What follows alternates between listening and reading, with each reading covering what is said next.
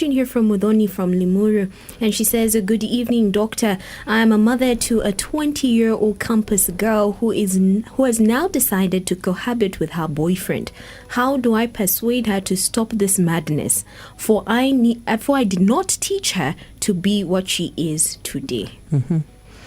Yeah, that's challenging for the mother. But Very again, challenging. You know, when children are over 18, you've done your best. You've given them, you know, it's said, train a child in the ways of the Lord, and when they grow up, somehow they will remember. Right. So somehow this girl, as she grows up, she will discover that what I'm actually doing is wrong from what I've always known. Mm-hmm. So basically, when they're over 18, you can only tell them. And you also need to be careful that you don't drive them away. Mm-hmm. Because again, if you become very nagging, they'll even stop coming home even over the weekend. They will switch you off. So basically, you do your best. And that's why we say before teenage, that's a time to bond with your child and make sure that you instill all the morals you want to instill. Mm-hmm. When they're over 18, you can only remind them. Mm-hmm. And don't get depressed. And if the person is over 18, you've done your best. Let them make their choice. People make mistakes. They realize their mistake. And they come back and say, I knew I was doing something wrong. Mm-hmm. So let her relax. Let her continue praying for the daughter. And hope that one day they'll either formalize the marriage or realize that they either, if they are not getting married, that they need to stay, not to be sexually intimate. Mm-hmm. Yes. And I also think it's a very vital to also find out, did she also have a father figure perhaps, growing up? Perhaps she's trying to find comfort with this man she's cohabiting to occupy space. Mm-hmm. Is that sometimes a problem? If a girl does not have a father figure? Yeah, it could be a problem. It is said that, girls will always, when they are looking for a man later on in life, they look at the characteristics they saw in their dad, and if their dad was there and loving, they are likely to land with a man who is very loving, which is scientifically proven. If the dad was abusive and was not there, you're likely to land with such a man.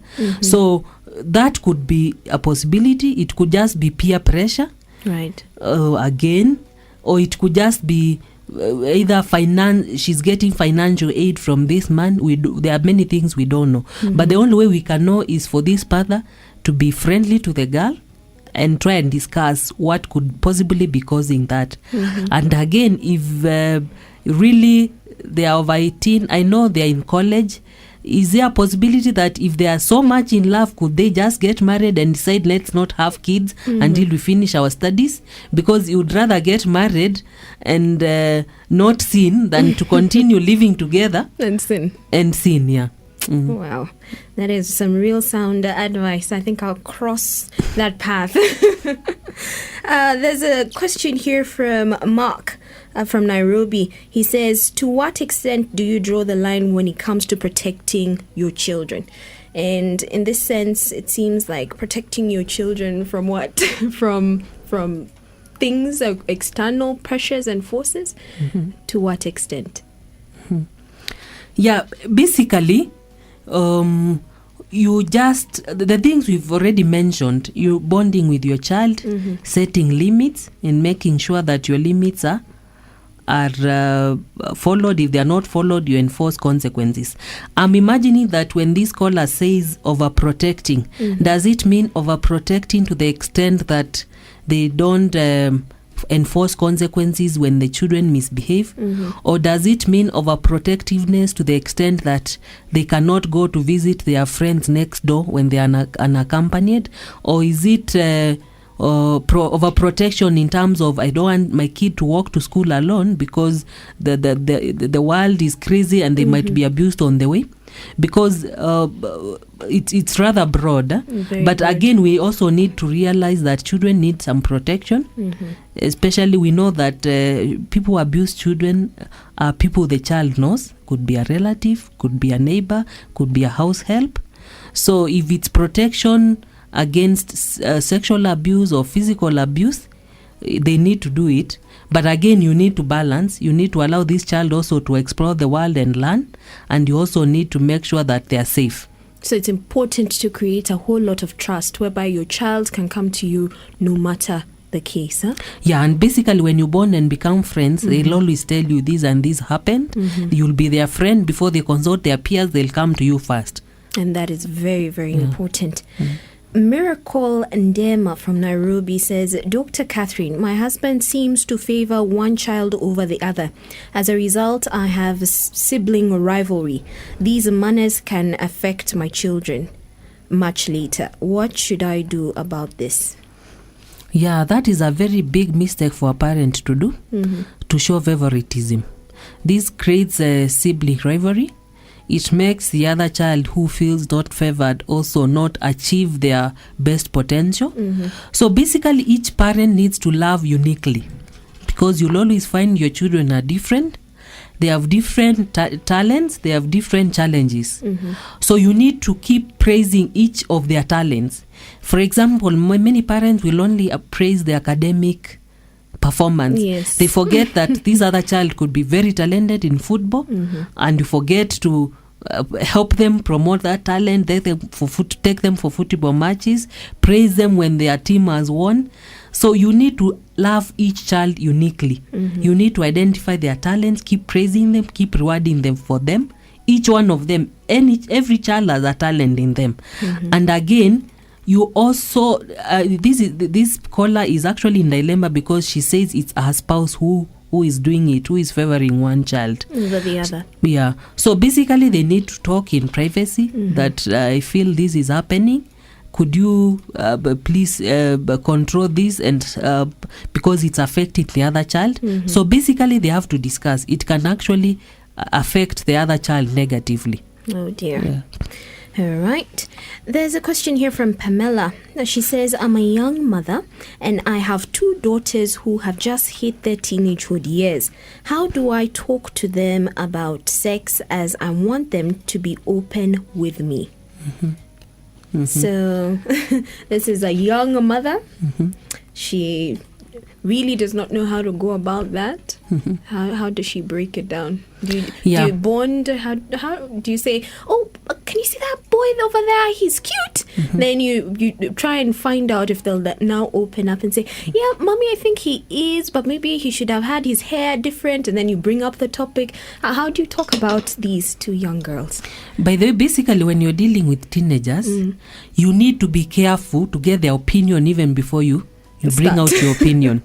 So, for example, if your child might come at home and say, so and so was given a letter by a girl, and gave a letter to a girl, and the girl tore it, and so before you even comment, you need to ask the child, what do you think of that, so that you hear their opinion.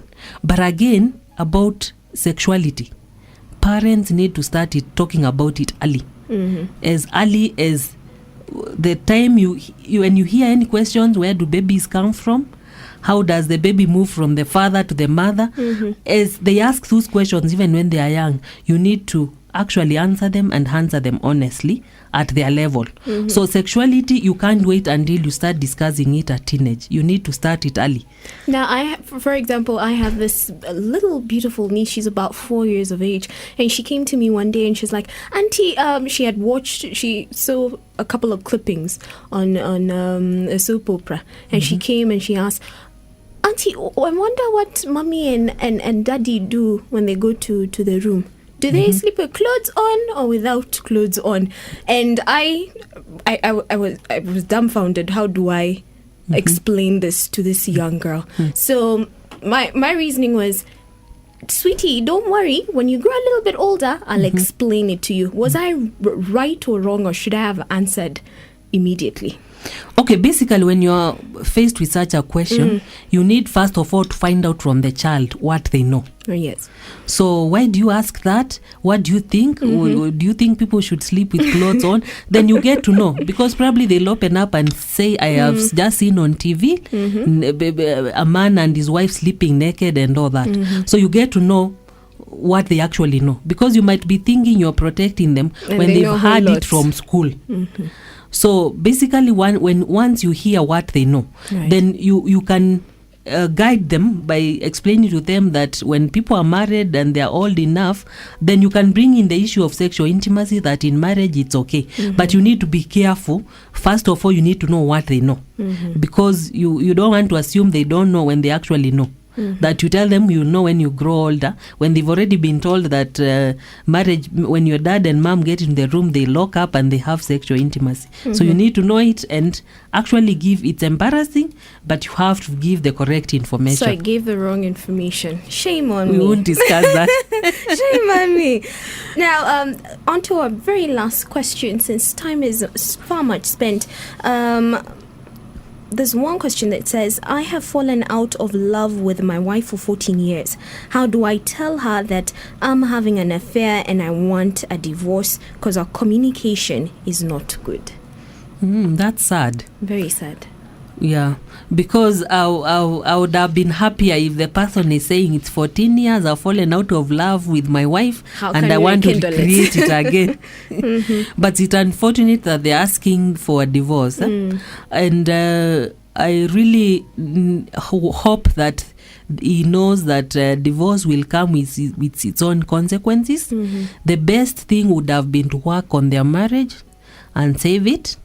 But again, like we said when we were discussing about the 18-year-old who is cohabiting with once you give people the information, then they make the choice. We know that divorce is wrong. That once you get married, and you can be happy in your marriage if you work on it. And even when you've had that episode of unfaithfulness, if you really want to work on it, you can work on it, because it started slowly. Little things didn't go on well. The communication just didn't block one day. It started slowly. Either one of you got very busy and knew that their spouse was always at home anyway. Why should I make the effort? And it died. But I want to encourage this person that they can recreate love. They can feel in love again. They can feel in